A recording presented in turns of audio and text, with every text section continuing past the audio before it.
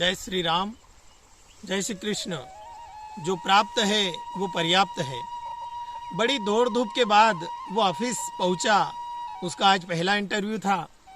घर से निकलते हुए वो सोच रहा था, काश इंटरव्यू में आज सफल हो गया तो अपने दादा के पुराने मकान को विदा कहकर यहीं शहर में सेटल हो जाऊंगा।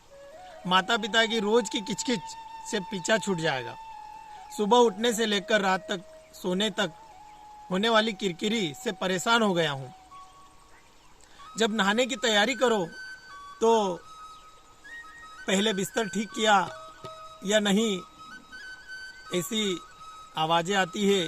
फिर बाथरूम जाओ तो बाथरूम से निकलो तो आवाज़ आती है कि नल बंद कर दिया या नहीं। नाश्ता करके घर से निकलो तो डांट पड़ती है, पंखा बंद कर दिया या नहीं। क्या क्या सुने यार। नौकरी मिले तो घर छोड़ दूंगा। ऑफिस में बहुत सारे उम्मीदवार बैठे थे, बॉस का इंतजार कर रहे थे। 10 बज गए। उसने देखा हाल की लाइट अभी तक जल रही है।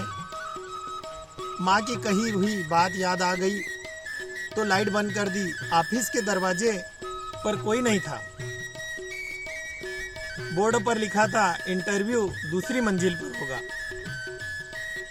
सीढ़ी की लाइट भी जल रही थी। बंद करके आगे बढ़ा तो एक कुर्सी रास्ते में थी। इसे हटाकर ऊपर गया। देखा पहले से हाल में मौजूद उम्मीदवार जाते और आते, परंतु तुरंत बाहर आ जाते। पता किया तो मालूम हुआ बॉस फाइल लेकर कुछ पूछते नहीं वापस भेज देते हैं। मेरा नंबर आने पर मैंने फाइल मैनेजर की तरफ बढ़ाई। फाइल पर नजर दौड़ाने के बाद उन्होंने कहा, आप कब ज्वाइन कर रहे हो? उनके सवाल से मुझे कुछ यूं लगा जैसे मजाक कर रहे हो। वो मेरा चेहरा देखकर कहने लगे, ये मजाक नहीं हकीकत है। आज के इंटरव्यू में किसी से कुछ नहीं पूछा, केवल सीसीटीवी कैमरे में सबका व्यवहार देखा। तुम्हारे माता पिता जिन्होंने तुम्हारा इतना अच्छा पालन पोषण किया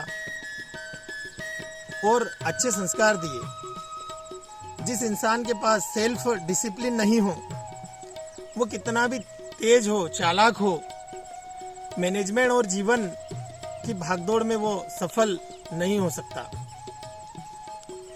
घर पहुंचकर अपने माता पिता को गले लगाया और उनसे क्षमा मांगकर उनका धन्यवाद किया।